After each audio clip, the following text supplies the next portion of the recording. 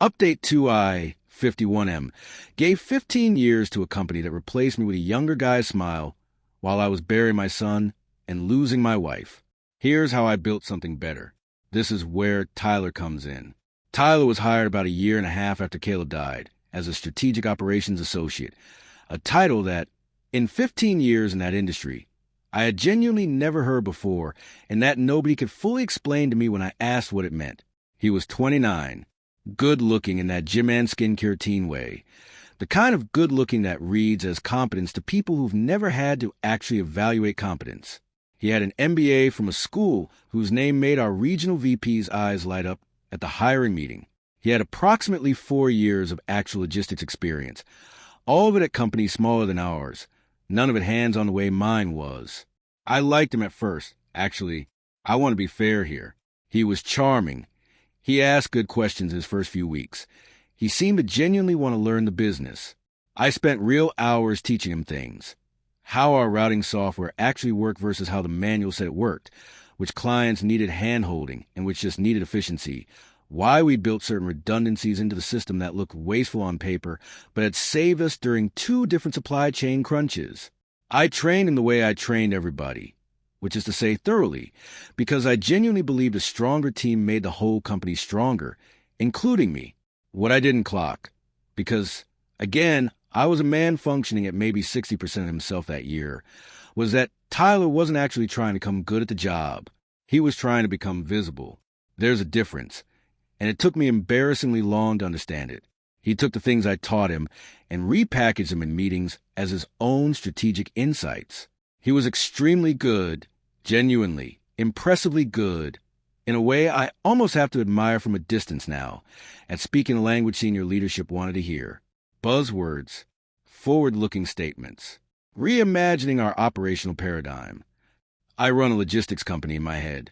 Sorry, ran. And the actual day-to-day truth of that job is unglamorous. 1,000 small decisions about trucks and routes and people made correctly day after day for years. Tyler understood that leadership doesn't always reward the people doing that work. Leadership sometimes rewards a person who can describe that work most excitingly in a slide deck, especially if that person is easy to look at and easy to promote as the face of a modernizing division.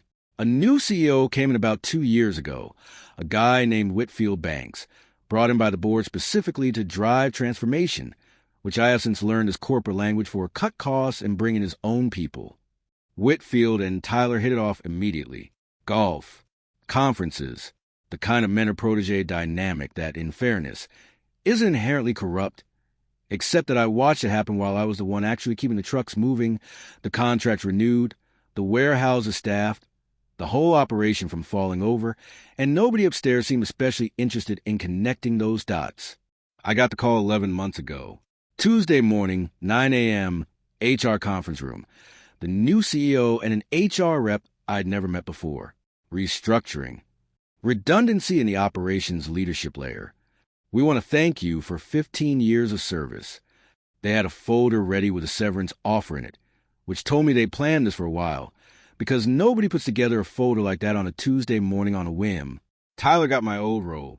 Same title, slightly rebranded.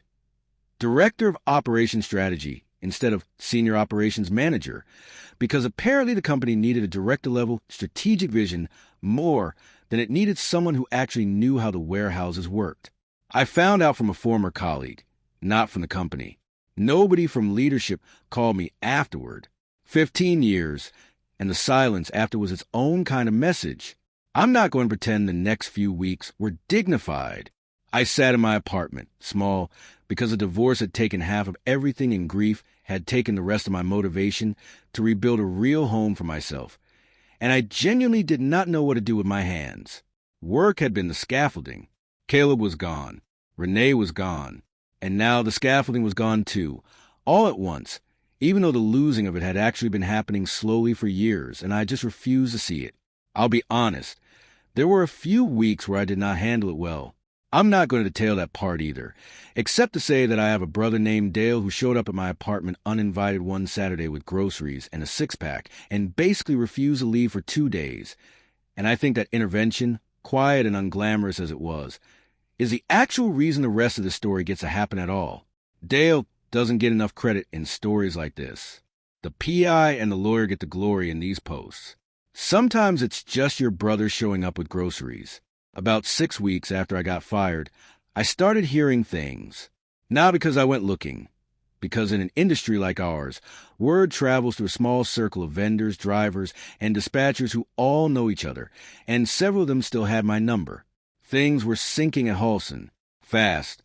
Tyler, it turned out, had absolutely no idea how to actually run the operational side of the business once the person who'd quietly been the answer key was gone.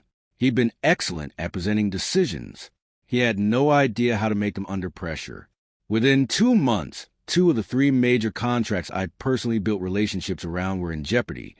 One client account manager, a woman named Priya I'd worked with for 9 years, told a mutual contact that she tried reaching Tyler about recurring scheduling issue 3 separate times and gotten 3 different vague non-answers before she escalated over his head. Furious, to a level of leadership that didn't even know there was a problem until it had already cost him 2 weeks of missed deliveries. The custom routing system I'd built with that outside developer years ago started breaking down because nobody left on staff understood its logic well enough to maintain it properly. I documented it. But documentation only gets you so